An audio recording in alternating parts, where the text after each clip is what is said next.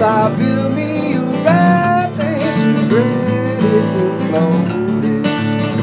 Oh, Mississippi, she's calling my name.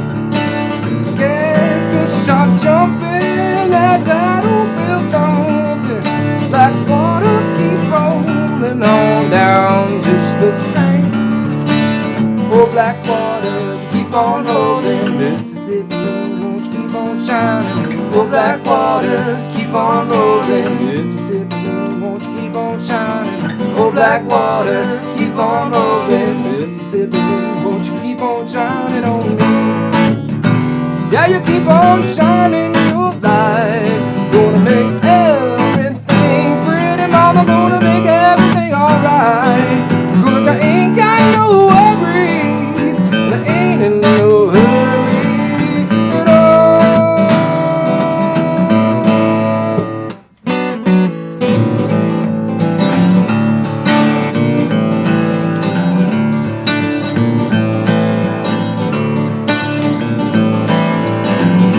If it rains, I don't care, it don't make no difference to me. Stay that streetcar that's going uptown, yeah, yeah. I like to hear some funky Dixieland, pretty dance on honky tonk. And I'll be buying everybody drinks all around. Oh, black water, you keep on rolling. Mississippi, won't you keep on shining? Oh, black water, keep on rolling. Mississippi, won't you keep on shining? Oh, black water, keep on rolling. Mississippi, won't you keep on shining on me? Yeah, you keep on shining your light. Gonna make everything pretty, mama, gonna make everything alright. 'Cause I ain't got no worries, I ain't in no hurry at all.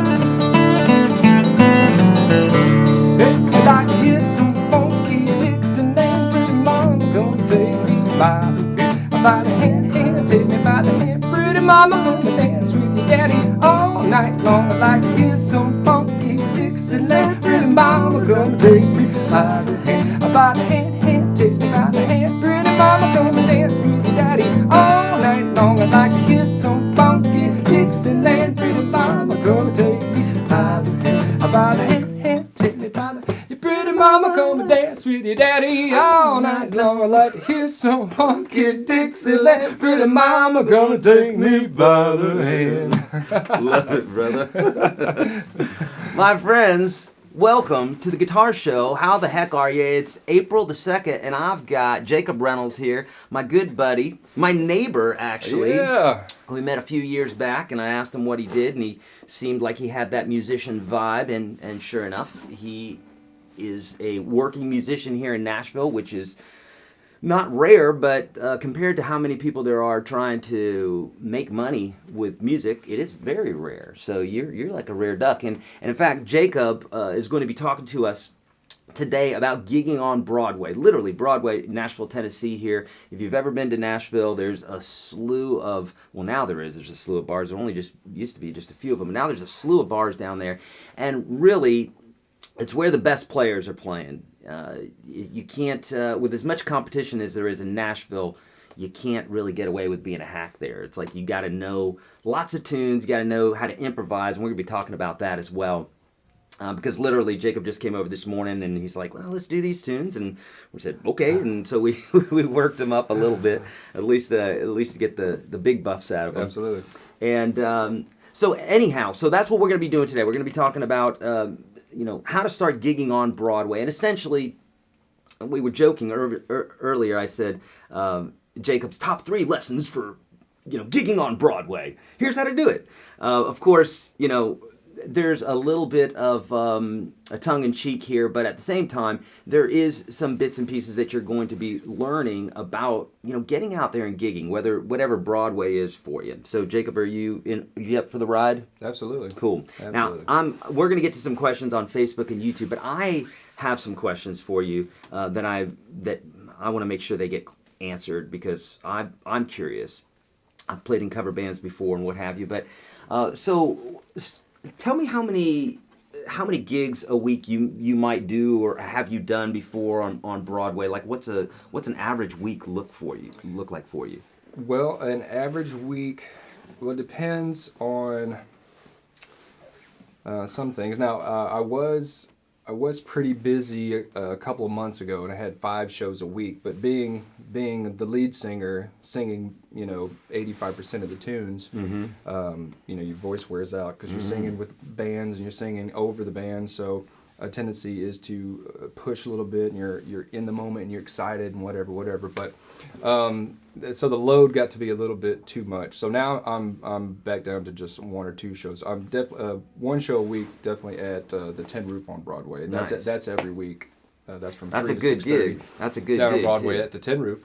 3 to win? 3 to 6:30 okay. every Wednesday, and so I'm down to 1 show a week now. But I used to tour and do 3 to 4 shows every single week, and I did that for 3 or 4 years. Wow. Yeah. So that was rough. That was a big strain on just the travel and stuff. But playing on Broadway, like for example, my bass player that plays with me on Wednesday, now he plays like 15 shows a week. So if you try to do the math on that, that's a lot. So I mean, a lot of those guys, they do, they do triples. So that's 3 shows in a row. So, and the time slots, you only have 30 minutes to get your gear off the stage and get to your other gig and set up and sound check. So these might be 3 gigs not at the same place. No, and they might be they might be on one side of Broadway all the way up to the right. west end to the lower end of Broadway. So it all depends. And this is where you start contemplating that 412 cabinet and that Marshall stack. Well, that's absolutely right, because if you are new to town and you've got great gear and you want to play it and you want to sound good, and you start carrying it down Broadway, and another thing people don't realize is that parking. Yes. You can't park close. Yeah. There's nowhere to park close because it's either a meter that will expire during your gig that you will get towed. That's happened to me. Happened to me a couple of times. Or you can't get into the garage because it's only for the bank or whatever. But we'll try to sneak in. Right. And Not for musicians. Not for musicians. For customers only. Get the hell out of here. Yeah. So we try to sneak in, to grab the ticket before they come out and get us. Oh man, just the it's so the community, the musician community downtown is so awesome. Yeah. But that's just a separate story. But back to playing. But yeah, I mean, like I said, my bass player, I mean, he's just night in, night out, night in, night out. Yeah. Triples. He's even done 4 shows in one day, but that's every single day. But I've lightened the load on myself because I've got young kids and try to focus more on writing now and things like that. But it's so interesting playing on Broadway, and then the different dynamics of playing that and everything that goes into it. Yeah, and so a lot of people don't know. And I'm always telling them, man, play out, because, and play with other musicians, because in doing so, if you're just playing guitar by yourself at home, you can make a mistake, you could screw up, and it's not a big deal. But when you're working with other musicians, when you're working with a band, when you're working with a drunk guy in the front row who's trashing on you, or the drunk girl who's dancing too close to your guitar, or whatever, like there's like stuff happens at every gig. I've done live shows like this, and but you're doing this every single day, so I'm sure you've got stories, which I may ask you if you've got a crazy story later. But so when you're in this kind of improvisational situation, oftentimes, like how many songs do you guys have, do you think, like ready? Now I know you guys do some requests as well, which is, for some of you, you're like, are you kidding me? Full band request, someone will say, hey, play blank. And if they want to get tips, because a lot of times are you guys only based on tips? Or do you get paid? You get a small bass, Right. And then most money is made on the tips. And Oh, wow. what I found is that, especially playing on Broadway, because you have such an influx, you have the foot traffic, it's Yeah. in and out. So people, there's no covers, first of all, and that's why tipping the band is so important, because Yes. that's the way they make most of the money, because Wow, there's no yeah. cover to get in, and then, the bars are paying, less for the bass, Yeah. because you can make more for the tips. Yes. So people are in and out, in and out, in and out. So you'll get a different crowd every 30 minutes unless Yeah. you're able to keep them there. Yes. But playing requests is a way to really get involved with that person, because if they're asking for that song and you're able to play it, Yeah. that's impressive. Yeah. Because they're like, wow. And it's going to be their favorite song. They're Absolutely, not gonna, exactly. Not gonna request And some you're song they don't like. you're not trying to go fishing, is what we say. So what we Yes. do, we'll play some tunes to see what kind of crowd, what they like, because when the crowd comes in there, you're only looking at people, so you're going on, an age demographic or whatever. So we're guessing on what they want to hear. Now we've got parameters that we try to stick in, because we'll have the songs that we know and what kind of works normally, but they're outside of that. You have to be able to be flexible, Right. and dynamic, and Sure. what you were talking about, learn as many songs as you can, learn as many different songs All as the you can. classics. All You the gotta know classics, all the got to classics. know all the classics, all the standards, Yeah. all the and then if you like some off-color stuff that people like to hear, that's really cool. That's usually what I like to do. I like to do a lot of stuff that people don't do on Broadway. So Right. my thing isn't so much country, that's mostly down there. So I'm Right. kind of different, because I don't play, like, we'll do one or two country songs, and the rest of it is, anything from Bruno Mars to the Eagles. Nice. Yeah. So just a wide variety that way. But going back to being able to do requests and stuff, so you want to be able to do requests, because that is going to make you more money, and it's going to be more impressive, because you're able to impress people, Right, because yeah. they're only in there for a short amount of time, Yeah. and they've already heard the songs before. Yeah. So So you moved to Nashville when? How long ago? 2006, Okay. and I started playing out 2008. Okay. So and so you waited 2 years, and in 2008 you went to a bar and you said, "Hey, I've got a cool band," and they said, "Cool, we've been waiting for you. Hop on stage." Is that how it went, or how did it go? I wish that was the way it went.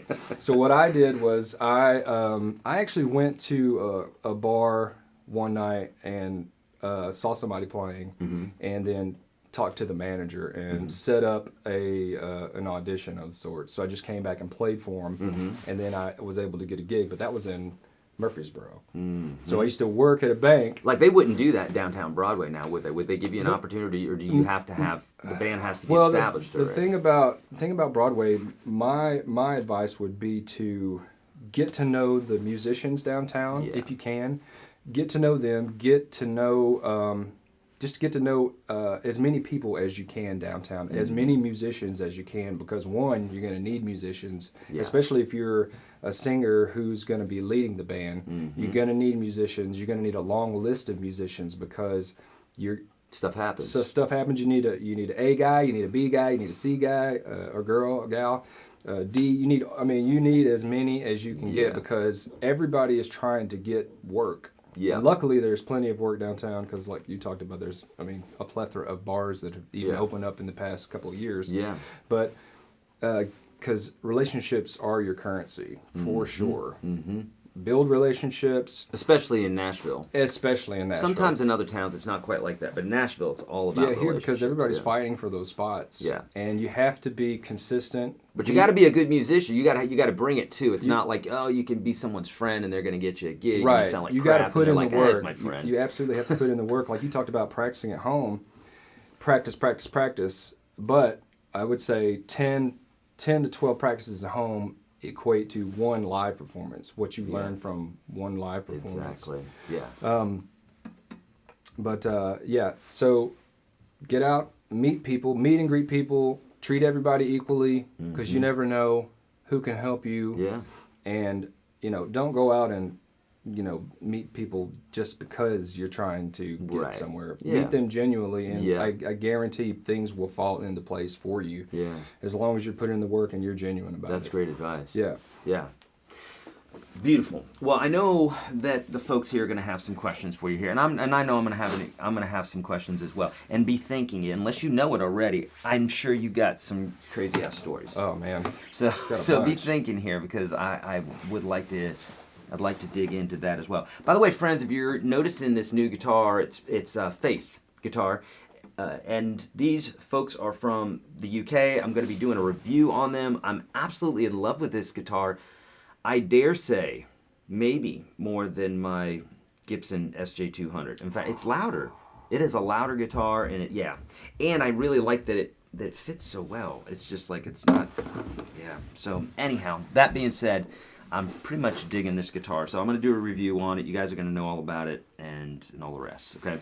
A couple things too. I've got some links for you for Jacob's, where you can get in touch with Jacob on Facebook and I think on Instagram. But check him out online, Jacob Reynolds Music.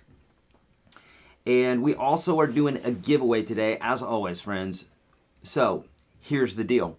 On Instagram, there you go. There's Jacob. On Instagram, you're going to see that post there, Jacob. And what you're going to do is you're going to like, comment, and obviously be following on Instagram. If you do that, you're going to be in the running for a lifetime membership to the Unstoppable Guitar System /365. We'll be giving one of those away today. We'll be announcing tomorrow, I believe, on stories, on Instagram stories. That's how we've been doing it lately, okay? And then we'll do another giveaway tomorrow. So there's many ways to win. Give it away. Give it away. Give it away. Give it away.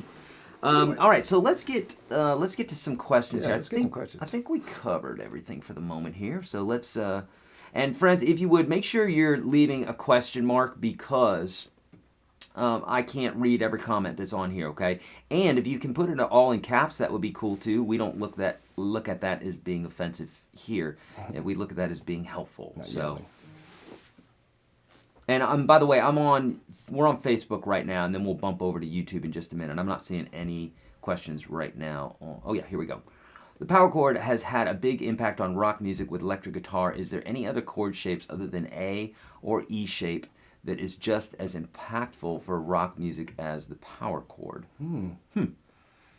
Man, I would. You may have an opinion about that, Jacob. But for me, power chords and the basic open chord shapes, but kind of in a rock format. You know what I mean? Like if you're playing acoustic guitars like we're doing here, you're going to play the full chord because you want to hear everything that's in that chord. But when you're playing on the electric, a lot of times some of those lower notes can get really muddy. So, and I have a whole video on that, so I won't go into it right now. But essentially, oftentimes the third is taken out. Sometimes an octave or a fifth is taken out just because it makes it a little bit muddy. So I have a whole video on that, so I won't go into that right now, but essentially you could look up on YouTube, search YourGuitarSage electric guitar chords. So, chords are all the same, and it doesn't matter what instrument you're playing. As far as guitar, they're the same, but when you're approaching it from, it's kind of like driving a sedan versus a Porsche. You're going to treat it differently. They both have steering wheels and a seat and all the rest, but you're going to treat them differently. So same thing with the chords. That's a great question, though, by the way. All right, coolio. All right, we're going to bump over to YouTube here, and again, I'm just looking for those with a question mark, and if you can make them all caps, that would be helpful. Coolio. And by the way, we do this fun thing here, Jacob, where if the kids donate, you'll hear a little noise here, so don't be startled if you hear that. And friends, on YouTube or Instagram, Facebook, folks, if you want to donate to the lunch fund today, are you hungry? Absolutely. Jacob's always. very hungry, so we'd like to feed him today. So you know what to do. The little money sign on the at YouTube will help out with that. Okay, cool. Hey, Titusville, Florida. Dude, that's where I was born. Yeah. Did I tell you that? Yeah. Well, I visited Titusville when I was playing baseball. Oh, that's right. Yeah, that's right. We talked about that. Yeah. So Jacob not only is an amazing singer and musician and awesome father and all the rest. But he's also you started off as a sports guy, Yeah, baseball. I got drafted out of high school and played minor league baseball for Look at the that. Cleveland Indians. Yeah, Nice. yeah, Wow. it was an interesting experience. Yeah. Wow, that's a big deal. But yeah, man. we would go to because we had spring training in Florida Yeah. in Winter Haven, which is not I think not the a Astros. great. Isn't that where the Astros? Well, no, the Indians or the Astros are in Kissimmee. Kissimmee. Okay. Kissimmee. Yeah, So people Kissimmee. You got it. Yeah, that's Kissimmee. where. That was one of the hottest places I have ever been. In Dude, my because it's like smack dab in the center of the Jeez. state. Yeah. I had to go and chart because a lot of the pitchers, because I was a pitcher, and we had to go chart, which means we had to write down like what the pitcher's throwing and then how fast and what it was. The other guy? The whoever was on the mound pitching that day. Okay. And the other pitchers would take notes and charts and stuff like that. Oh, But- that's cool. So we had to sit on the metal bleachers, just sitting in the sun, Burning. just burning. That's And a I was like, grill. man, You guys were I being am on grilled fire. a lot. Yeah. Yeah. All right. Hey, thank you so much for the donation. All right, Who's this? look This at is that. John Hopkins. John Awesome. Hopkins. Enjoyed lunch, guys. Love your live streams, Eric. Thank you, Yeah. John. And this is a great time, folks, that if you are going to do a donation, you'll interrupt the show, which we want you to. That's great. And then I can get to your question like right away. So if you want to do that, cool. And Stephen, hello, Titusville. Yeah, I was born in Jess Parish, right there in Titusville. Right. All right, sweet. That's where they shoot all the missiles off in Florida. All right, my dad worked for the Cape. Oh, really? Cool. McDonnell Douglas. Yes. Yeah. Donald Douglas. Yep. The way to Broadway is practice, practice, and more practice. Indeed. Absolutely. Yep. And relationships, because there's a ton of folks that practice, and do you know R.J. Ronquillo? He was on the show the other day. He's done a lot of Broadway stuff as well, and he played with Thompson Had the Square. pleasure. Thompson I know Square? Thompson's. I know You know those Thompson guys? Square, yeah. Yeah, he played with them, and now he's doing the YouTube thing. Wants to be off the road. Killer player, but why did I mention him? Something about I don't know why. Something about Broadway. Okay. Is that your mama? Sure is. Hey, Brenda. It's me, Mom. Hey, Mom. Hey, Mom. Yeah! Who is that? Darlene Crosby, Crosby. thank you so much for the donation. Appreciate it so much. I've been playing for 6 to 7 months now. I can play the chords, but can't make the music. I hit a wall, can't find motivation to play anymore. Any tips on getting motivated again? I'd love to hear what you have. What do you do to keep motivated that may help Chris? Man, yeah, hitting that wall. I mean, everybody gets to that point for sure. Yeah. I would say try and step out of what you've been doing and trying to reboot, Yes. so to speak. Maybe try something something outside of whatever you like exploring. Like if you're a rock guy, try some old country that Yeah. has some cool, stuff in it that Yeah. that might just spark something, and you might get it, and Yes.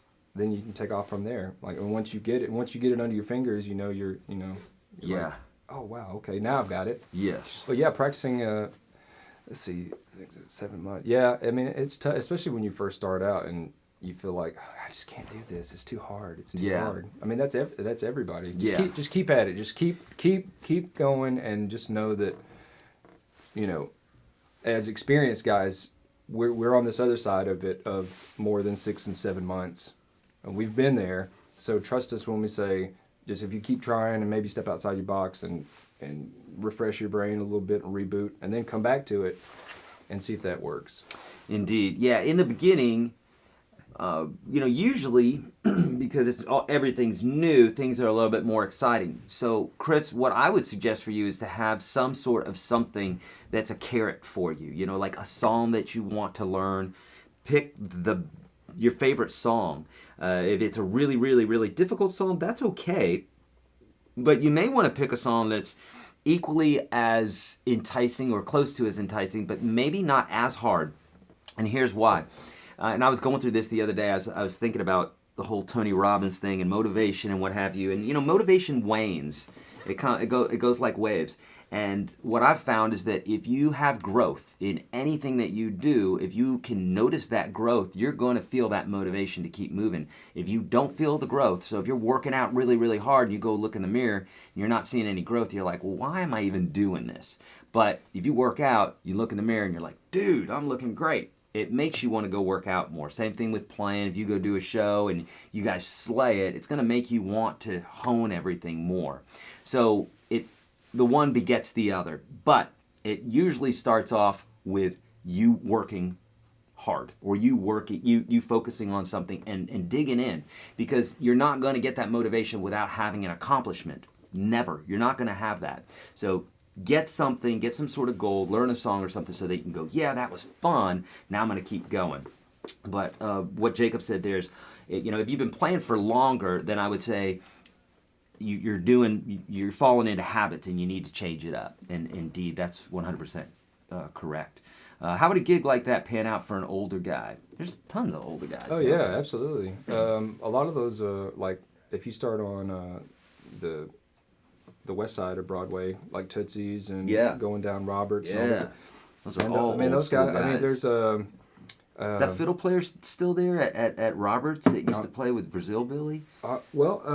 There's a what is his name? That guy was like in his 80s. I can't. Was he? Well, I think, yeah, man. He there's get up there and do his thing now. there's older guys down there. I mean, in 50s, and I mean, actually, there's a guitar player that played at my show every Wednesday. He's 50 years old, and he is, I mean, amazing. Yeah. And he still plays because he loves it. Yeah. There's nothing like it. Yeah. There's nothing like it. But yeah, it doesn't. Age is. I mean, being older. That's something that's in here. Yeah. And as long as you go out and you do it and you love it and you have fun and you look like you're enjoying it, that translates to people. And they don't care how old you are. Yeah, and the older players have all that experience. I mean, you can have a young gun who's really, really excited, but they've been playing for whatever 5-10 years. They only have 5-10 years of experience. You can't have more than that, right? You've got 5 or 10 years of experience. I was talking to a writer the other day in Spring Hill. I went to go check out the guitar. Do you know the blues man John Scott? Well, I met him while being at Franklin Guitar Repair with Greg. Okay. So he's building a guitar for me, and I went down there yesterday to check that out. I also met with Desi Cerna and Steve Krenz, which, if you guys know, are a couple other online guitar teachers. But he was just talking about that whole gig, and like he was talking about a musician by the name of Moose here in Nashville, and he's a guy that's played with everybody. He's like the go-to keyboard guy, and it's just like those guys have so much experience and just look like your dad or your granddad, and they're just ass kickers. what they do, man. Yay! Hey, thank you so much. Another donation there from Chris. Oh, thank you, bud. Yes, try to reboot, indeed. All right, sweet. What are your thoughts on using a looper pedal when playing live? John Hopkins is asking. Have you done that? Yes, and I would say if you're doing solo stuff, then go for it, because it adds a whole new dynamic. If you're good at it, get really proficient at it, though. I would say that, because playing live is a totally different animal, because things go wrong, things don't go the way you plan. You can't predict, what's going to go wrong, and you can have it down perfect in your room, but as soon as you get out on stage, it just changes. Even when you're just playing in front of one person, it just changes. And you can't give the looper pedal a look like you can give the drummer. Exactly. Like, there's no cues. Yeah, and if you're trying to use it with a band, that band has to know what your tendencies are, or whatever you have. That has to be ironed out. But playing with a band is going to be tough, because the human element isn't a machine. So the time is going to be different, because everybody's together. But the loop pedal is going to be, it's going to be perfect. Yeah. And humans aren't perfect. So I would suggest not using a loop pedal unless you have your own band that has your set down super tight. Yes. But solo is good. Solo is good, or a duo. Old Pat Stockdale's asking, is that an OM21? It sure is. Did you buy Pat. that from him? Oh, no. But he and I, he's my... he's my go-to like asking guitar. Yes. Because he's a Martin guy through and through, and he knows these things in and out. I mean. Yeah, him and Greg. He and Greg, yeah. Wealth of information. Yeah. Pat Stockdale, who's in the chat right now, is a great guy, player, guitar aficionado here in Nashville. Can you give away the? Oh, he's one give away the.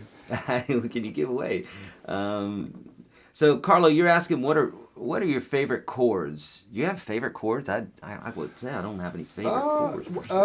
I've got. Yeah. Yeah. Actually, what do you got? Let's see. Well, So for what we did just now, Black Water by Doobie Brothers, that's in double drop D, which is basically where you drop both the E strings down one whole step. That's what key we're in. So that when you do play, you know, this kind of that nice big D sound. Yeah, and I have a video for that on YouTube. If you like that song, just search Your Guitar Sage Black Water. But yeah, what were you going to say about the chords there? One of my favorite artists is John Mayer, and he always plays really cool chords. He never just plays just your straight on. Yeah. You know, so, but like on his first album, No Such Thing, it's got. Yeah. I mean, that just kind of sounds like you know what you're doing, even if you don't. Yeah. Yeah, that dissonance, right? Yeah. Yeah, I've always liked that chord in this one. Mm-hmm. Playing these inverted chords. The D chord I love. Yeah. I love it all, man. Yeah. I just love I'd say, you know, for me, I love the open chords because, and like I have that whole nine essential chords that's in the free course that I'm giving you guys today, YourGuitarSage.com/30. But the reason that I like those chords so much is you can take a capo and just literally put it on your guitar and play like literally 10 million songs. I mean, just like every classic song ever, just knowing those 9 essential chords and knowing how to use your capo. So that's why I like those, is because you can do so much with them, you know. Okay, good. All right, so can you feed a family gigging 2 to 3 times a week? Might need to gig a little bit more than that. What family? What kind of family? What kind of family are we talking about? Roaches or? about? That would be skinny family, tough. very skinny family. That would be tough. Well, or if what you just feel like if you're just gonna get a loaf of bread and some peanut butter, maybe you could do that. If everybody enjoys peanut butter. And bread. That's the thing, Mark, is that like downtown, you know, it's just like anything else. I mean, who doesn't want to play music for a living? And so because of that, you've got lots of competition. You've got lots of people out there. But, I mean, that's with anything. And that's why I tell my daughter all the time is, you know, she's like, I just don't know what I'm going to do. Same thing with my nephew. I don't know what I'm going to do. I think I'm going to do this because I know it makes money. And I can tell they don't like what it is that they do. And I say, cool, because whether it's accounting or whether it's stepping on stage or whether it's cleaning cat boxes or whatever, there's somebody who's more passionate about that particular thing than you. So right out of the gate, if you're doing something that you don't like doing, know that there's somebody who's more passionate about it than you. So you're going to get slaughtered right straight out of the gate. So you might as well be going after, you might as well fail at something that you love doing than fail at something that you don't like doing. Don't think that because you hate it that it's going to make it a better thing for you. God, I go off on tangents. What the hell? What the hell did I get that from? Can you feed a family gigging 2 to 3 a week? Jeez. You got the gift of gab. I do. I guess that's a gift. All right. Eric, have you considered putting? Everybody's worried about my guitars with the keyboard. No, I wouldn't want to put. Oh, I could put it on the bottom of the keyboard. Sure. It's got little rubber pads though.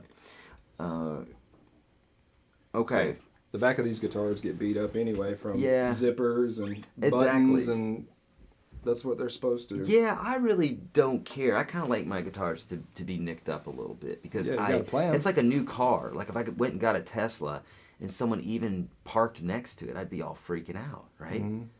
So that's why I don't have a Tesla. I noticed Jacob has huge hands. I have the same problem. How did you overcome problems stemming from large hands? I've always heard quite the opposite, right? So like people are always worried about small hands. Interesting questions. Overcome problems. Yeah. Well, I never Yeah. considered. You know what? I have noticed that gloves for me, because I have longer palms than fingers. Yeah. So the glove part is always tight and the fingers are always short. So the tips. That's a I've problem. always got this dangly tip and it's just too tight on. That's a problem. See. But that's about it. I mean. You know, Rusty, a lot of people talk about hand size, right? Like in regards to playing guitar. And it's, I've seen little children play full-size classical guitars just fine. Yeah. So bigger hands are they're going to give you a slight advantage because you're going to be able to reach stuff a little bit better. But when I say slight, I mean slight because you could have ginormous hands or small hands, and the girl that practices is the one who's going to play well. It doesn't really have too much to do with your hand size. People learn to play with their feet when they don't have hands, so I mean. Yeah. But yeah, I mean that does make sense. John Mayer chords stuff like this. He's got huge hands. Yeah. Yeah. All right, have you ever put so much time on the guitar that your fingers are almost too raw to do the upcoming gig? Yes. Yeah, I've done that too. I've done that, yeah. And you got to be like, yeah, well, but I really got to practice these tunes. Actually, not too long ago, when I was playing 5 shows a week, and I had my other guitar is a big baseball neck. Yeah. You know, it's a big fat neck, and yeah. I was playing 13s on it, string size 13, and man, just digging in, playing because the shows are 4 hours long, and you play that much and put that many hours into it. The tips of your fingers are gonna get calloused, and then they're gonna rub off. So my there's actually a picture of it on my Instagram, but there's where the callus had fallen off, and it's just that pink, that new skin, that baby new skin. No good. And I was like, man, it was pretty painful. Because it's so concentrated. I mean, it's not like you got a sword in your side, right? Yeah, so I decided to bring my electric guitar for that final gig. But not too many times. But yeah, that is the case. I mean, you are physically destroying the tips of your fingers. Yeah. With pressing into metal. Yes, indeed. Talak Duda saying, any suggestions on bending? I hurt my fingers often when trying to bend the lower string. Talak, I would say that you just need to work up to that. You may be over anxious in bending that string, but you haven't built it up yet. So it's just like going to the gym and you're just like, man, I'm gonna work out today, and you're just like lifting heavy weights, throwing heavy barbells around, and you're just not ready for that. I mean, I appreciate the zeal, but you got to work up, and this is all part of that whole motivation thing. If if it takes 10 steps to get wherever it is that you need to get to, but you can do it in like 3 steps, those 10 steps are going to help motivate you and keep that momentum going more than just doing those 3 steps and then all of a sudden stopping or slowing down a lot. So I would say just do more practice, do some bending, but you got to work up to it. That's all. It just has to do with strength. It has to do with practice. Could you release the audio for these lesson interviews on podcast? We're talking about doing some podcasts, but I know there's some software you can download these. We can just download the audio, but we don't have these on official podcasts yet. Okay. Cool. Eric, love your streams. I played for many years without learning much. I guess that did help with finger strength, but theory was not being enhanced. World of Hecky. And I've got the solution for you, friend. And the free course today, YourGuitarSage.com/30. The stuff that you're going to learn, even the basic stuff, right? That is the stuff that people skip over. Oh, that's basic. I don't need that. No, you do. Let's call it foundational. Call it whatever you need. It's the stuff that you gotta know. If you don't know that, you're gonna be building stuff. You're gonna be building on top of a weak foundation. Okay, don't do that. That's bad. Somebody's saying you sound like Billy Bob Thornton. Somebody says I sound like Billy Bob Thornton. Hopefully not when he was doing Sling Blade. You want some mustard with it on them biscuits? Mustard on them biscuits. Mm-hmm. All right. I love it. Okay. I don't know this one. Ever heard Cheating on Me? Cheating on Performed Me. by... Nope, have not. Mm-mm. I haven't heard that one. Okay. All right, cool. We're at a place where we could probably do a little something else. You want to do Yeah. a little something Let's do else? something. Are you tuned up to Well, we'll get tuned up here, and so Dang, last it's night, like literally, I said to Jacob, I said, do you want to perform some songs for tomorrow? Because we wanted to entertain you a little bit.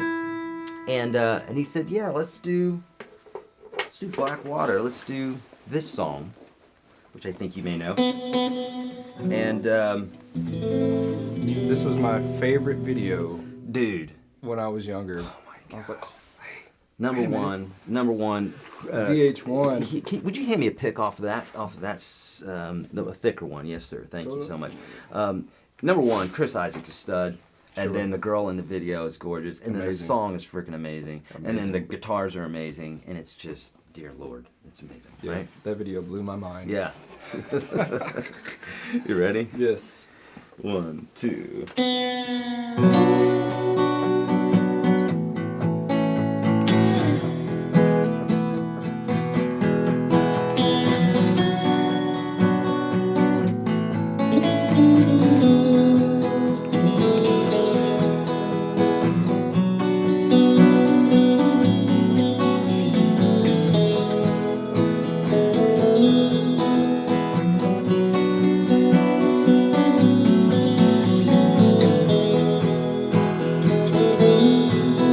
Was on fire and no one could save me but you.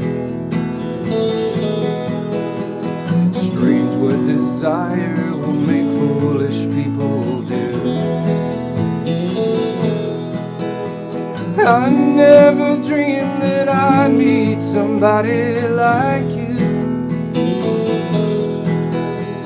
I never dreamed that I'd lose somebody like you. No, I won't fall in love. No, I won't fall in love with you.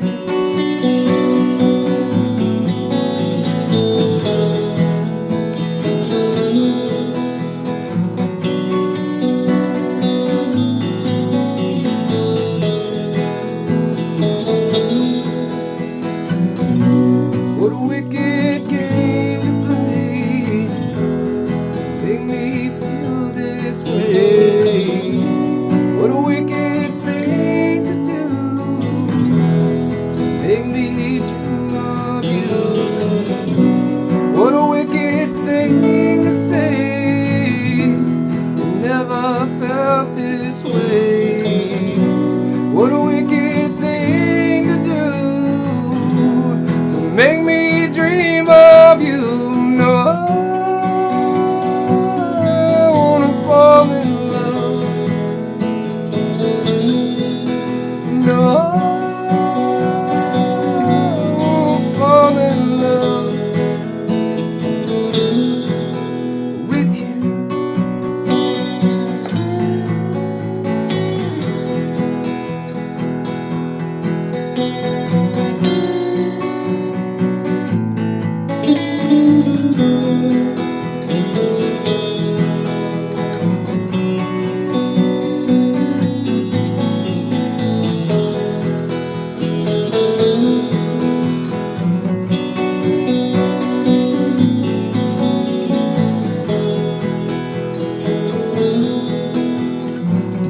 Was on fire and no one could save me but you.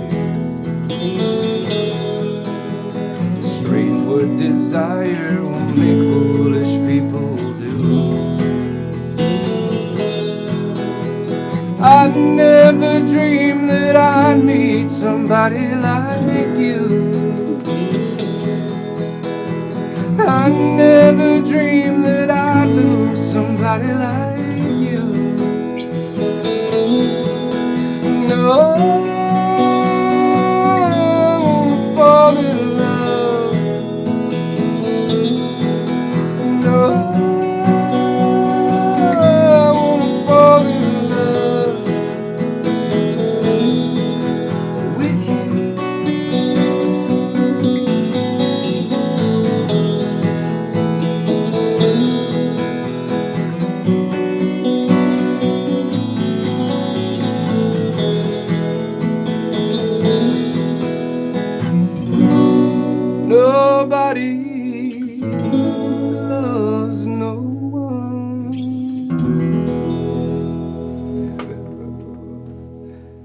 Yeah. Great job, bro. I love it.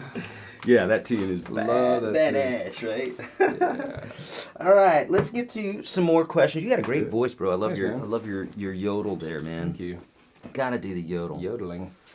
Indeed. Do chicks prefer songs in a minor or major key? That was in a minor key. Chicks love that tune. You know I what? like I've that always too. enjoyed doing minor keys. Really? Yeah, me most too, of my bro. songs are Me minor, too. I'm minor just keys. a sappy, sad. Me too, man.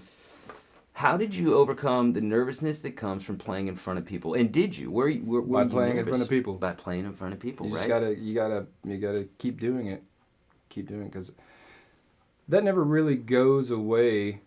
I mean, it diminishes Yeah. the more and more you do it, but still, I mean, I still kind of not nervous, but just the anticipation. Aware, yeah. And nervousness can be the same as excitement too. Yeah. So that's just part of it, and that's the good thing about it. 'Cause Yeah. that keeps you going.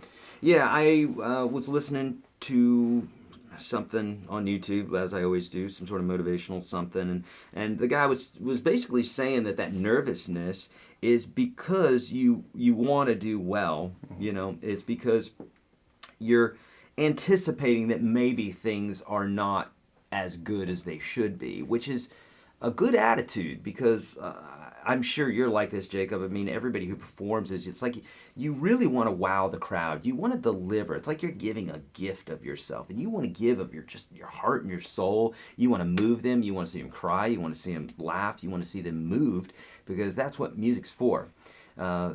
You know, if you've ever gone and see a musician on stage and they're just not really into it or they're not moving around too much, it can be like, God, you're wasting my time here, right? But when you see a band that's just slaying it, just jumping around on stage, just all the antics and what have you, it makes you really just appreciate and you're part of the experience. That's what I would say about, when you do, going back to the Broadway question, even songs like one, have fun doing it, and that will translate to the people that are listening. That's the way I've always approached it, because I love to sing and play. Even the songs that are played a million times, that are considered, I don't want to. Most musicians don't want to do them.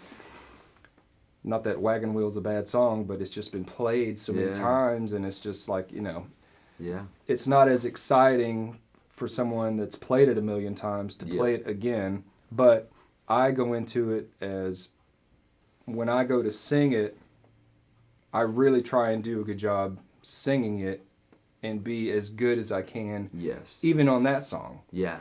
Because that translates to people and they feel it, because there's that there's that connectivity between people. If they can feel you feeling it. Yeah. And that's what attracts people to music and musicians, and that's why people enjoy it. Now, if you're just up there going, like a robot, then that's boring. Anybody can do that. Anybody can do that, you know.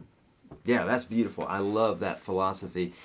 Friends, there's a lot, even though we're not necessarily talking about a bunch of music theory and that sort of thing today, there's tons of lessons in the stuff that Jacob is talking about. So take advantage of him being here. Ask him those questions that you can ask me questions whenever. But, if you're thinking about playing out live, number one, you should be thinking about playing out live. If you've never done it before, but Eric, I'm scared. Well, guess what? So was Jacob. So was I. So was like every musician I've ever known.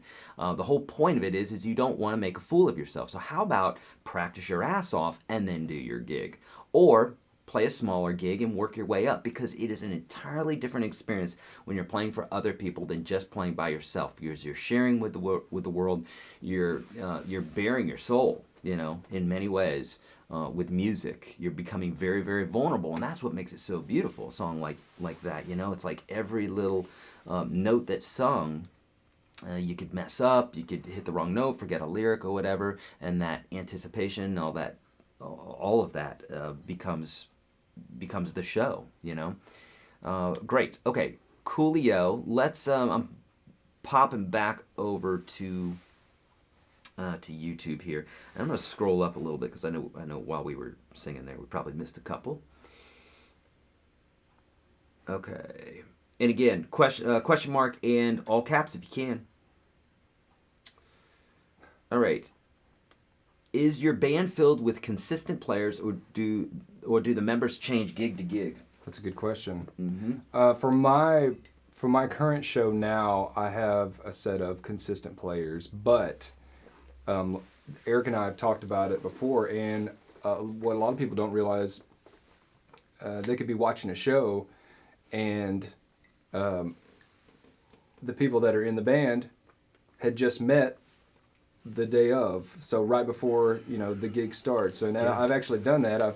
I've filled in and to be the lead guy, lead singer, so fronting the band, and it's you show up and, hi, I'm Jacob Reynolds. Hey, I'm Jacob Reynolds. Hey, I'm Jacob Reynolds. Jacob Reynolds. Okay, we're gonna do this song. We're gonna do this song, and we're gonna do this song. Yeah. But it's all on the fly, and nobody would know it. But that's the beauty of music, and that's the beauty of everybody knowing their craft and being able to adjust. But man, I'll tell you, there's nothing more exciting than that, and then especially if you've got some really good players, and you're like, dude, that sounded better than it's ever played, ever sounded, and we've never rehearsed. you know, the magic of being on stage with other people, and I think we've talked about it. Just the like when you're so in it, and you can feel that energy that's on stage with everybody so much, and everybody's so into it that. When the song comes to stop and start again, everybody's on that same beat, even though they just met that day and they don't have any chemistry whatsoever. But the music has brought everybody together as one unit, and it's just the feeling of it. I mean, if as a musician, if you go watch another band, you'll notice because you've done it, and you may not notice if you're just a listener, but you'll see those little smiles on our faces, like. Yeah, that felt good. That was so good, right. Yeah, I love it. The reactions between the bass player and the drummers, a lot of times, they're always like, Yeah, I always call that I smell poop face. Smell? Mayer does that one a lot. Yeah. Oh, he's got some faces. Yeah. He's talked about that. But it's a good poop smell. Oh, yeah, absolutely. It's funky. Okay, it's funky. Jessica's saying, how do you get that tone? So, really, the 99% of that tone has to do with a Strat, and it has to do with reverb. So it's just a really clean tone that I'm using right now. It's a Fender style, and I say Fender style because I'm using the Kemper right now. It's a profiling amp, but so there's a lot of reverb there, and essentially I technically would make that a little bit longer.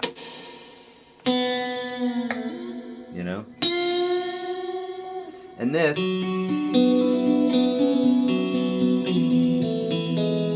just an arpeggio, but what you're, the feeling that you're getting there, it has more to do with the reverb and that really clean kind of type of bit there. Okay, and using the whammy bar a little bit. I have a video for that, Jasco, on YouTube. Just search YourGuitarSage Wicked Game, and you'll find that. Have you heard the hymn version of that song? Have you heard that group Hymn? Like super heavy, really? Real dark. But dude has a beautiful voice, but they're bizarre. Like it's heavy, really heavy music, but it's like typically dirgy and slow. I think it may be Swedish or something. Okay, I was playing that song along to Daughtry's video, Wicked Game. He has a nice version. He doesn't do it here on YouTube. You guys should check it out. Okay, we will. Okay, nice. Oh, thank you so much, Joseph. So the Les Paul would not sound good on that tune. It just won't.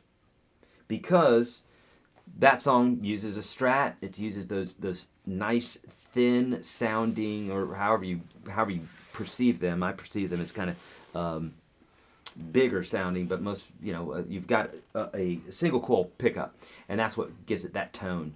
And then, of course, that reverb. So Les Paul would not sound super hot there. It wouldn't have sounded as correct because it's the need of single coil pickup. You're right, Walter. Indeed, and the vibrato. Yeah. Eddie loves your voice. Nice. What's your worst gig? Craziest thing ever happened on stage? Thank you for reminding me, Walter. Yes. You have I'm sure you got a few of them, right? And if you need to think about that one, You let me know. Well, I've played so many different types of gigs. Like I've played one time I played a funeral. That was the first gig I ever played, was a funeral with a rock band. Swear to God, a funeral. Like someone died. Like, now were you out at the gravesite? No, it wasn't that bad. We were in a church. As they lowered him into the ground. Oh dear Lord! It was a Crazy gig, Train. right. While there's yeah, just totally sacrilege. No, it was in a church, and it was we were desperate for gigs. Yeah. So. So we did the funeral circuit. We'll take it. The funeral circuit. Oh, it's messed Man, we've been on the funeral circuit. Man. It's great. It's like people are dying. Dying to get in. Yeah. It's like Will Ferrell. Wow. With what was it? Wedding Crashers. Yeah. Yeah. So craziest thing. When I first got started, you're trying to pick up, just trying to pick up work. So anybody who would pay you to play music, we played at an automotive dealership, but it was in the oil change bay. So we set up. We were set up like right near where they were changing oil and stuff right behind us. So yeah. We're just. Man, that was an interesting one. Oh my God. Craziest thing that ever happened. So you have to do those gigs. People say, literally, I know musicians who are just starting off and they're like, I'm not playing a gig like that. And you're like, well, you don't play gigs. You're not playing any gigs. So what gigs are you taking? You build character. They're wanting the best. Yeah, they build character. It's almost... I kind of look at it as like the universe is watching you, and if you step up to the mic, then it's like, all right, this guy's doing, he's being faithful in the small things. Here's something bigger. Absolutely. But if you're not faithful in the small things, you're not going to get the big things. I relate to. Since I have young kids, we watch. And I know you watch the same movies over and over and over. Yeah, one of them was Moana. Yes. So when Moana, for those who don't know. When Moana asks for things, the ocean doesn't help. But when she starts to help herself and I never noticed that. The ocean helps her. Yeah. I never noticed that. They do subtle things like that in those movies. But yeah, and that one where she starts swimming and then starts pushing her. Dude, I'll have to watch that again. That's one of my favorite movies ever. I like that movie. That and Coco. I love the music in it. Coco, yeah. So tell me, so you did yeah, we did the oil change bay. Mm-hmm. Any crazies in the audience that got up on stage and started dancing, bumping into things? I mean, we had that's all the time. All the time, especially we played college town, a lot of college towns, so a lot of consumption of alcohol and. They're drinking at these parties? Well, not that I've noticed. Not that I noticed they were drinking. They were just maybe dizzy and like equilibrium, vertigo, really a lot of vertigo going around. Right. But yeah, bumping. Yeah. Woo! Thank you so much for the donation, Brent. Brent Boardman. Yeah. Okay, we'll answer that one in just 1 second, Brent. Thank you so much for the donation. Yeah, a lot of people falling into the stage, bumping the mic when you're singing. God, I had one time chip a tooth. Chip a tooth, like bust your lip, like have it. I had somebody like smack me in the face from hitting the microphone stand and then the mic, popping you in the face and just blood running down your face. That's rock and roll right there, man. Sure didn't feel like rock and roll at the time. It felt like I wanted to strangle that person. But yeah, I mean we've almost gotten in fights with the audience. We had a guy like basically poo-pooing everything that we were doing and trying to be a DH the entire time. Yeah. So what I did was I stopped the band. And I come on stage. Well, no, I called him out on the mic because with the mic you have the power and the people are behind you. So I called this guy and I made sure that everybody knew who this guy was because he was down front. Yeah. So I had the band stop. I was like, stop Stop. This guy has something very important to say. I need everybody in the room. I need everybody to pay attention right now. Stop what you're doing. This man has something very special to say. Sir, what do you have to say? And he just kind of walked out the door. Like, of course, yeah. He wanted that attention, but he didn't. He didn't want it that bad. But yeah, he wanted to sit and mommy issues. Poo-poo us. Yeah, sure. Yeah. I love it. Would playing out in a busy park, non-paying, help with getting over audience anxiety? Yes. Yeah, anytime, playing anything out in the open like that when, just playing in front of people. Yeah. No matter where you are, gets because that's your anxiety. You don't get anxiety playing in front of trees. Yeah, because exactly. you don't feel like they're judging. Right. But yeah, I would say, anytime you can play for someone anybody, play in front of another person. Yeah. Yeah, get out in front of a crowd. If you can get out and you can go to a busy place and just believe in what you're doing, more power to you. Yeah, and specifically playing in a busy park, like what you're saying here, non-paying, 100%, because when you're not paying, you don't have that anxiety of, oh man, I'm going to lose this gig or whatever. Just get out there. If you start drawing people, cool. If you're embarrassed, awesome, because what that embarrassment is telling you is you need to practice more. Okay, we're not trying to bend reality here. You either are prepared for the gig or you're not, and the only thing the audience and the embarrassment is doing is it's telling you what's true. Okay, so try not to skirt around that and try to make it not feel embarrassing. If you're sucking, you should be embarrassed, right? Not so embarrassed that you won't step on stage again, but just go practice and then step back out again. Your job is to move people, okay? It's not to bore them. And playing in a busy park like that is great because someone may come over. If you draw a crowd, awesome. And if you don't, then at least you're moving forward. You're doing something, you know? That's a great question. Okay, a great artist told me once, playing out, that the butterflies go away only when you don't want to be out here anymore. You were so right, guys. I love this cast today. You guys sound awesome together. Oh, thank you, Jeff. Thanks, Jeff. Only go away when you don't want to be out here anymore. I'm not sure what they mean by that, but I know that a lot of folks will say, my wife will say this too, she hates performing, hates it. And because we keep talking about, let's do this project because we have this project that we're working on. It sounds pretty cool, but neither one of us like to play out. So we're like, well, what would that look like? What happens if we got, like if people started going, we want to have you play out? I'd be like, I don't really want to. That's going to be kind of weird. But a lot of people will say after the first song or the first mess up or the first chord hit or whatever, now they're grooving. You feel the same way? Little antsy and then... I'll feel that going into even my shows on Wednesday that I've done, hundreds of times. Once you get that first song in, you're okay. Now I got it. It's just like like when I was pitching the first couple of pitches to the first batter. Yeah. Now you got your groove. You're in it. Now you're back to okay. Now it feels right. Whereas before, that person wasn't there. Yes. Yeah. You didn't have that. That's great. That's awesome. Okay, what amp I'm using the Kemper Profiler amp. It's Kemper. I've got lots of tube amps. I've got a Black Star. I've got lots of Fenders and all the rest. Kemper is awesome. And it's awesome, man. That thing just like I can get just any sound that I want with just a few buttons, and so I love it. Yeah, it's pretty cool. Let me interrupt real quick. We're going to post some links here for Jacob so that you guys can visit him and see him online. And your gig every week, Jacob, is at the Tin Roof from 3 to 6:30. That's the Tin Roof downtown. That's right. On Broadway.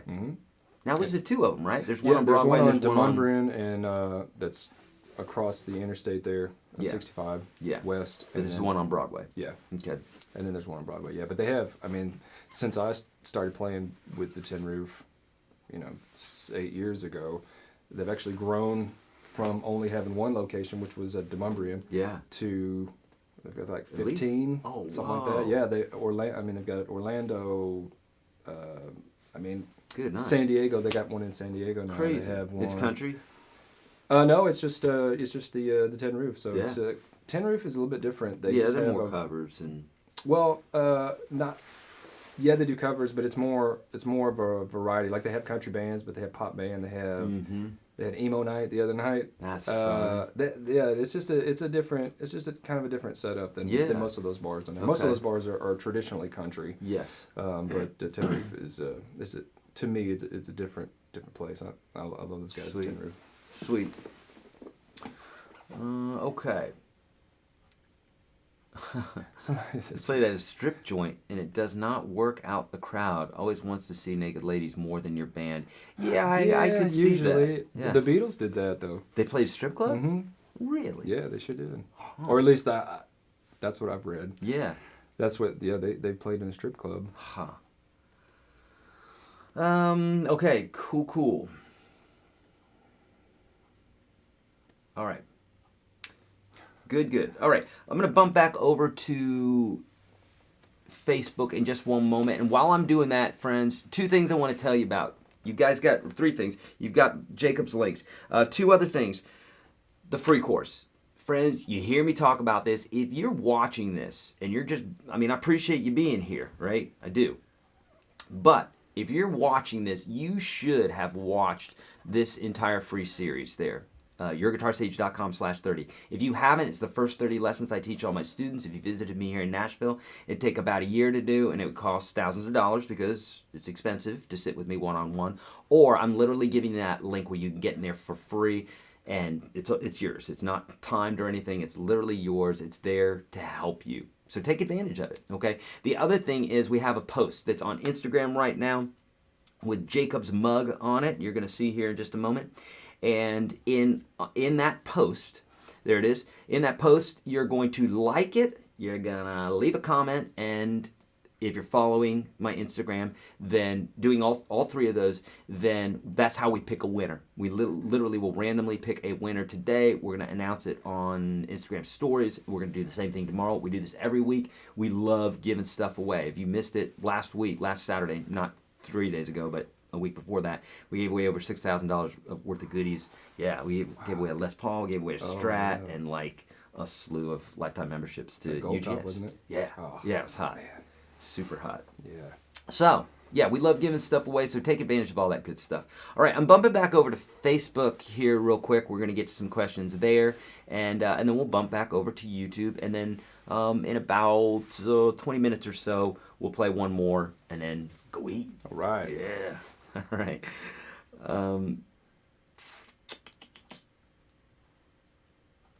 Any tricks to get your fretting hand to relax when trying to play chords? How long do you guys play? 4 hours. 4 hours. So you're playing guitar for 4 hours. Your hand get tired? It depends on now if it's a lot of bar chords. Mm-hmm. Yes, my thumb right here Yeah. gets tired. Yep. And you thought it was just you, right? Yeah. Yeah. Even I play for hours and hours and hours, and it still, if it's a lot of this. Mm-hmm. So yeah, it'll get fatigued. Yeah. So, any tricks to getting your fretting hand to relax when trying to play chords? It's funny because when people write their questions, the answer's within the questions, almost always. And the trick to getting your hand to relax when trying to play chords is to relax your hands when trying to play chords. I know that sounds silly, but it literally is all about focus. Just about any question that you have, this is why I'm here, ask these questions, indeed. But I'm trying to train you to understand that you will find these answers within what it is that you're asking many times. So when you're playing the chords, let's just say, hypothetically, you could be pressing down from 0 to 10, if there was a way to measure that, okay? Well, chances are that you don't need to be holding the chord down that much. Typically, if you're holding the chord down, say like at a 4 or a 5, it's just enough to keep the strings against the frets. That's all you need, so that 4 to 6 is just wasted effort. I've heard this with baseball as well, right? When people talk about hitting home runs, from like a 0 to 10, I've heard a lot of times that the guys say that they're hitting that ball at like a 6 or a 7. Because if you're like wildly just slinging the bat with a 10 force, you're not, number one, you're probably not going to have the accuracy, and number two, it has more to do with craft, or it has to do with accuracy, and it has to do with the sweet spot, hitting the ball on the bat at the sweet spot at the right time, the timing, and all the rest. It has more to do with that than it has to do with just wildly, being relaxed and same thing with pitching. Yeah, absolutely. Yeah, it applies to most things, I would say, because when you're tense, you can't move as fluidly. So when you're throwing, if you were to try and flex and try to throw, it wouldn't work, right? So you got to stay nice and relaxed and more like a whip. Yes. And same thing like what you're talking about with playing. I mean, you don't have to choke, you don't have to strangle the guitar, Right. You just have to practice on just lightly touching it. Yeah. It's like watching. I've been watching a lot of Bruce Lee lately on YouTube. Be like water. Yeah, and that dude would just move so fluidly, so soft. But when he'd strike, it was like, even when he struck, it didn't seem like it was harsh. But I wouldn't like to be on the receiving end of that fist. Okay, so here's the other thing that you can do. You can practice more, because what the practicing is going to do, it's going to do two things, at least two things. It's going to strengthen your hand. It's going to strengthen those muscles in your forearm, all the places that you need to strengthen. And it's also going to give you the right, you're going to attenuate yourself to be pressing the chords down, to be fretting at just the right amount that you need. But in the beginning, you don't know what that is. You're just like pressing down, right? Because you're compensating for bad technique. As your technique increases, you don't have to play the guitar nearly as heavy. Okay, so it does have to do, you hear me say all the time, practice, practice, practice. Practice is the cure-all. It just truly is. So if you're just practicing more, you're going to automatically start relaxing your hand more. With all of these, it's about practice, Okay, sweet. So Christopher, the effect that I'm doing on Wicked Game there is truly just reverb. It's the only thing it is reverb. So it gives it that nice big, kind of airy, swimmy type of sound, like it's floating around in the ocean, Okay. All right, and if you would, make sure there's a question mark there. If I don't see a question mark, I'm going to assume you guys are talking amongst yourselves. Okay, Roy is saying, I practice more with the pick than I do my finger picking, but just cannot seem to get my wrist to work right. I do follow your picking practice chart, but still in a rut. I'm sure it is just time. Yes, it is. But is there any way to exercise the wrist to get it more fluid?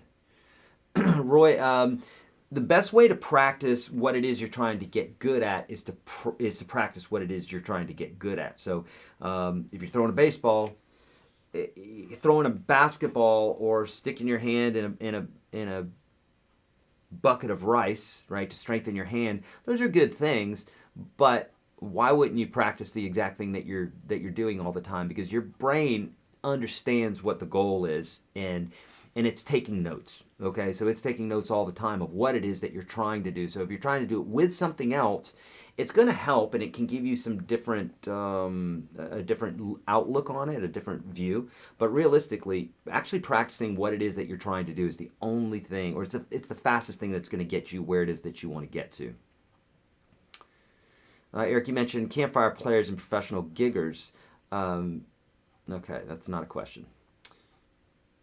Please only put a question mark after questions, if you would, my friends. How did you overcome the Okay, so we got that one. Coolio. Okay, bumping all the way to the bottom here, and then we're gonna scooch back over to YouTube. Bar chords. Does your index finger need to be straight on a fret? Mine is always at an angle. Yeah. If your finger's at an angle, you got to think the guitar, the top of the guitar, right, the fretboard, for the most part is flat. It's slightly curved, but just not enough to make a difference in what we're talking about here. And if your finger, if you've got this is flat, right, and you've got your finger doing this, well, you've got a hole right there, right? See that? So you need to hyperextend that finger.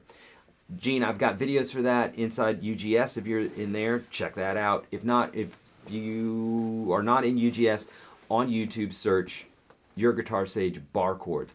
Also, Gene, make sure you take advantage of that free course because there's a lot of little nuancy things that if you don't have that down first and then you're trying to play bar chords, you're going to be lost, okay? And you've got to build that foundation before you do anything else, okay? Okay.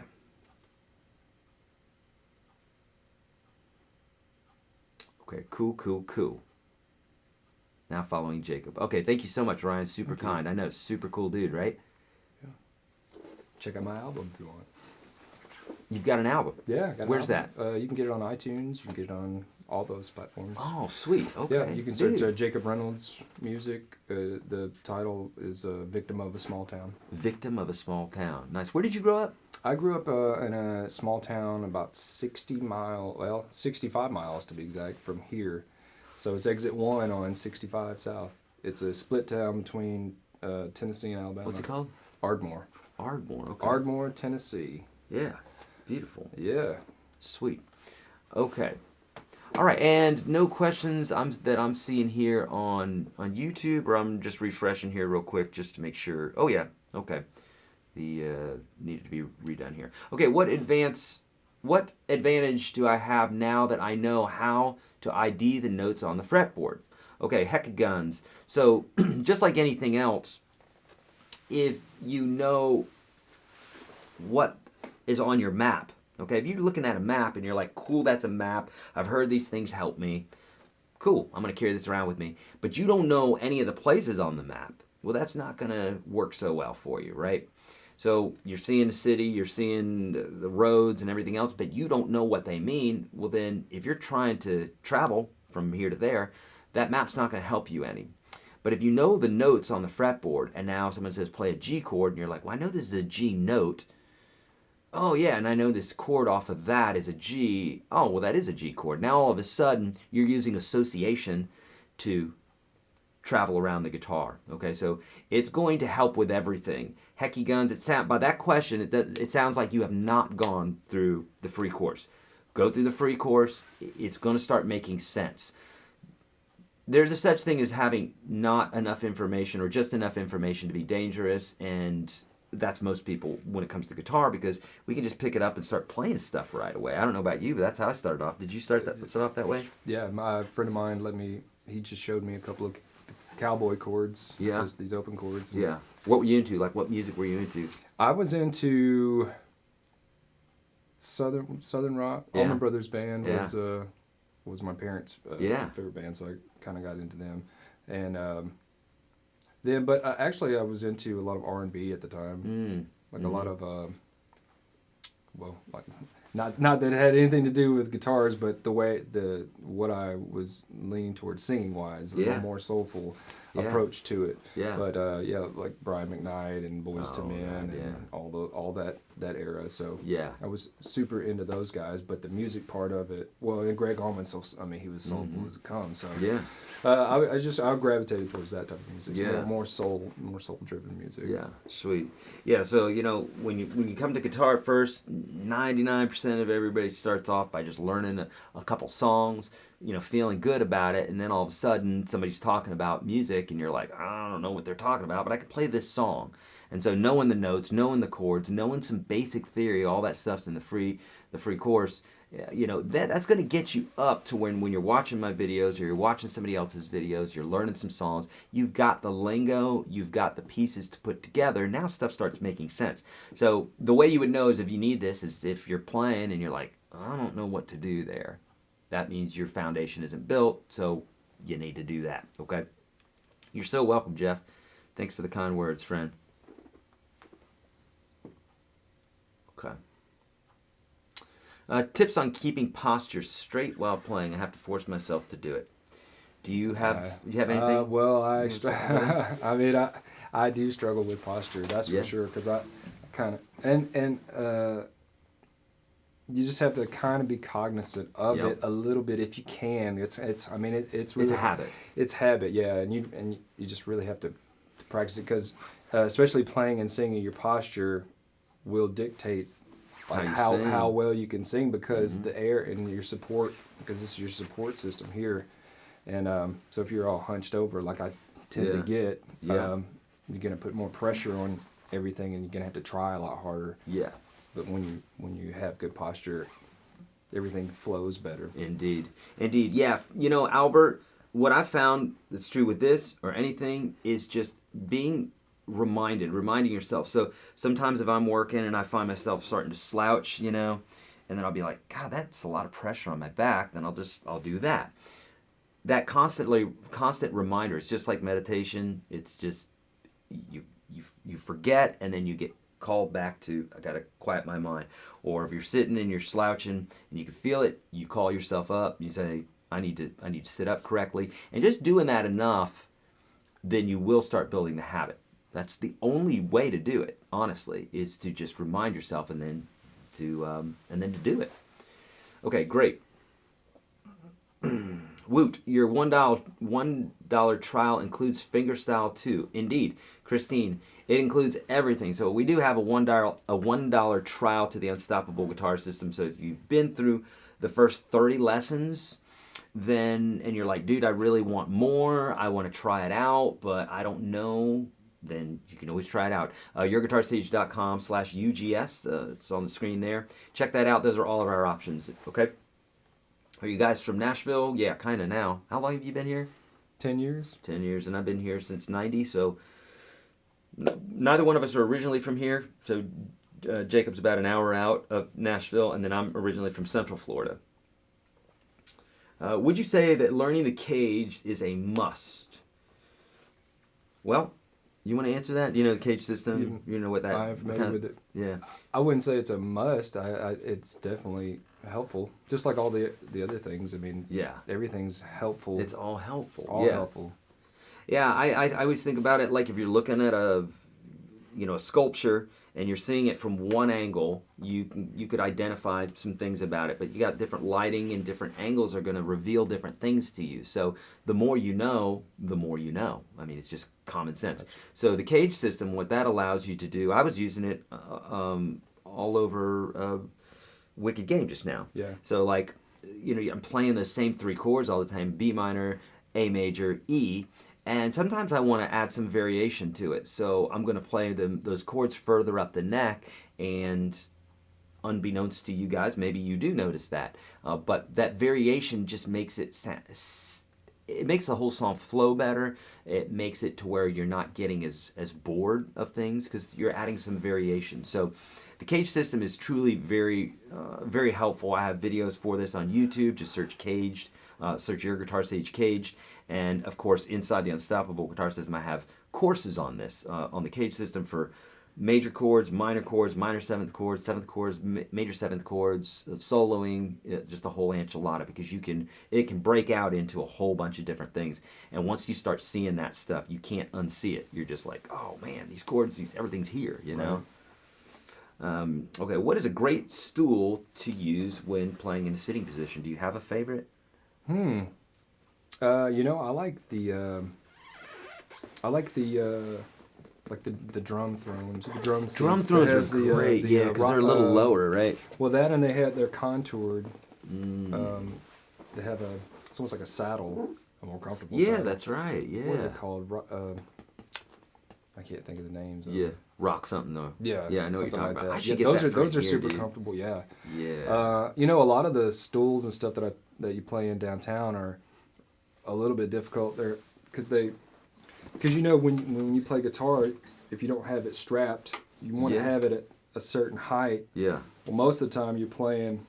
Your foot's lower. Your foot's lower, so you're having to drape over the guitar a little bit. I was careful in getting these because I'm like, okay, guitar. This is these are parallel. great if you can reach the ground. Yeah. Or you have a footrest. Yeah. But if you don't have footrests, and a lot of them are higher up off the ground. Yes. You can't reach your pedal board too. Yeah.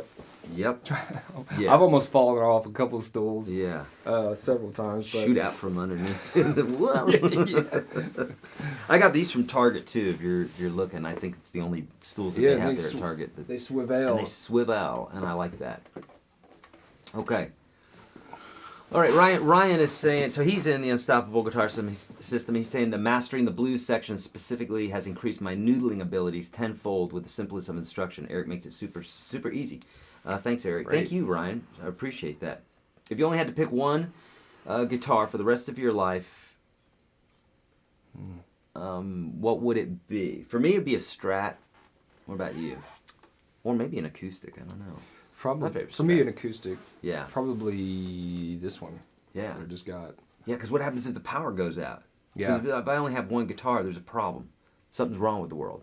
So there's probably no power. So I'm changing mine to limited acoustic. to one. There could be zombies. Oof. I'd hate to just limit I do it have to a one. guitar with a knife at the front, at the top here, so maybe I'd pick A that bayonet? one. Or nonetheless, I could make that. Yeah. So, see, there's all sorts of problems if I only have one guitar. Mine would be, probably be this one. This is an OM21, a Martin OM21. Yeah, that's just a classic. Yeah, I got into, just got this one recently. And I Yeah. love it. Love it, love it, love it. Yeah. Okay, sweet. All right, friends, we got to all the questions today. That is flippin' awesome. I love it. So what we're going to do here is we're going to go to lunch here in just one moment. We're going to play one song on the way out. Jacob, thanks so much for being here, Thanks brother. for I so having me. appreciate Thank you. you You're so much. just a cool dude. Jacob and I hung out the other day. Our kids hung out. They had a blast. They did. What we're going to do is I'm going to tell you about a couple things, and then we're going to play a song on out, and then we're going bye-bye. You guys won't see us anymore, and then we're going to go eat, us and the Yummy, guys yummy, yummy. in the studio there. So, couple things. We've got Jacob's links here for you. Check him out. And also the name of the album again is Victim of a Small Town. Victim of a Small Town, that's right. On iTunes, Spotify? It's on iTunes. It's still on Spotify, although... Yeah, I know. I know. Taking that out. Spotify. Yeah. Come on, guys. Yeah, come on. If you don't know what we're talking about, Spotify is not cool when it comes to songwriters. And in fact, the songwriter, you guys probably don't know this, but in Nashville, the songwriter is it's a species that is going extinct.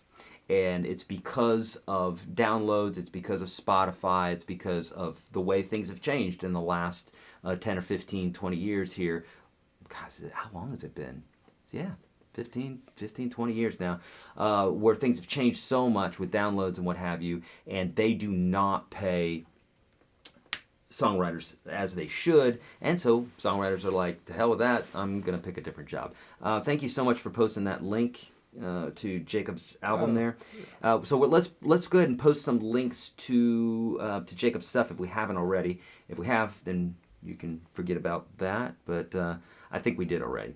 But if we didn't, we'll do that on the way out as well. And also we have, don't forget the free course, YourGuitarSage.com/30, friends. Take advantage of this, okay? I hate to beat a dead horse here, friends, but take advantage of it. I created it specifically for you guys for free, and it's the first 30 lessons I teach all my students. It's chock full of great stuff. And then also, last thing is we've got a post that's on Instagram. If you like that, if you follow it, or if you're following me, if you like it and you comment, then that puts you in the running. So if 10 people enter that, 10 people put a comment and they're following me and liking me, then that's a 1 out of 10 chance that you could win a over $500 product, okay? Which is the Unstoppable Guitar System /365. So pretty sweet, getting there, my friends. Thank you so much for joining us. Great questions today, and please give Jacob a thumbs up and tell him, send him your love and all that good stuff, because his mom's watching. Right, Brenda's watching. So there's Jacob's credentials right there online. And we're going to play a tune on the way out here. So, yeah, ready to do this, man? Yes.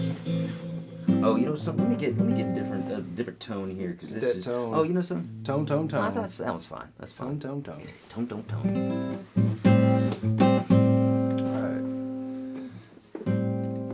Ain't no sunshine when she's gone. It's not warm when she's away. Ain't no sunshine when she's gone. She's always gone too long. Anytime she goes away.